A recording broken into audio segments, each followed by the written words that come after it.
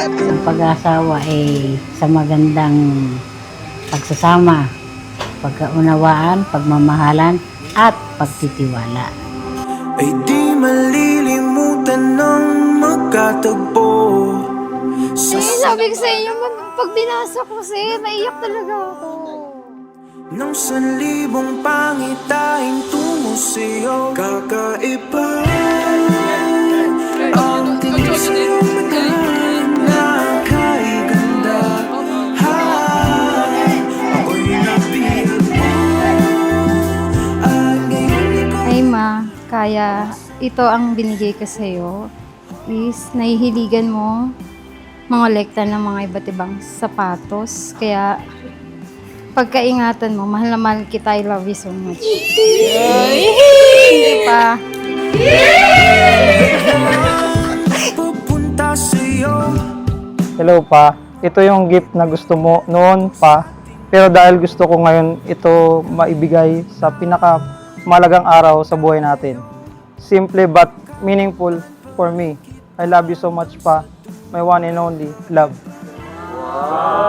Alam ko yan, Granada yan. Na kay ganda. Ako'y napiyag mo at ngayon ikaw naman nasa puso ko. Thank you! Kakaiba ang aking nadarama sa iyo, sinta. Ako'y nabulag mo. Sabay tayong nagsumikap, nangarap, at nagtulungan upang makamit natin ang mga gusto natin sa buhay. Thank you, Lord. Grabe, isang pangarap po namin to na napaka-posible pero nangyari.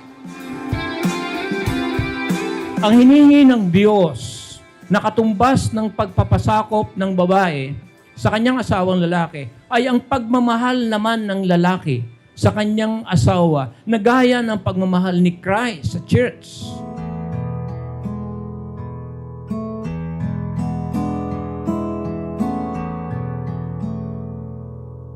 The man who as I prayed for and the man I love, Brian Canyanyola Brignola.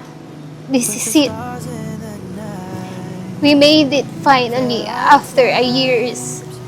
Nandito na tayo. Feel your embrace in the cold night. Ma, I'm very much thankful to God for answering my prayer and wishes. At ito na yun na pagtayo ko sa harap ng Panginoon, kasama ka. You were just a dream that I once knew. I never thought I would be right for you. I just can't compare you with anything in this world. You're all I need to be with forevermore.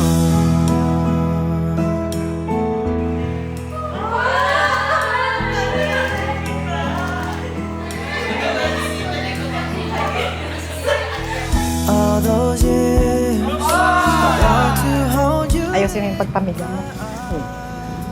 Good luck. Gusto ko po. Our 14 years relationship is not easy.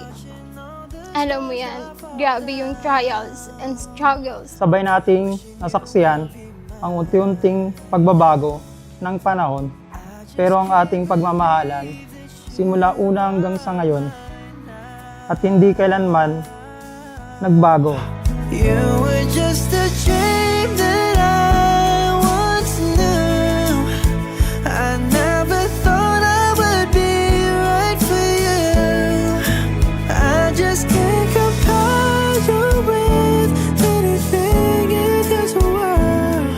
You're all I need to Iwan ng lalaki ang kanyang ama at ina at magsasama sila ng kanyang asawa at sila ay magiging isa. time and again. But one day, we decided na i-surrender lahat kay Lord. Sabi ko nga, meron nga tayong verse na Proverbs 16 verse 3. Commit all your plans with God and you will be established. For you will be forever mine. I never Lahat-lahat gagawin ko para sa'yo. Para mapasaya ka at mapagsilbihan sa panghabang buhay nating ito na magkasama. as endless as forever. Bri, mahal, I promise to you that I will never leave you. Tanggap ko ang lahat sa'yo tulad ng pagtanggap mo sa akin. Be with forever mine. Palagi mong tatandaan na meron akong ikaw at meron kang ako na mananatili sa panghabang buhay at sa walang hanggang buhay sa langit. I also promise to you that I will always be here to support you. I love you so much, Brian Quinanyola Bernyola. Hindi ka sasaktan at higit sa lahat, mamahalin kita ng buong puso at panghabang buhay. I love you so much, Ma.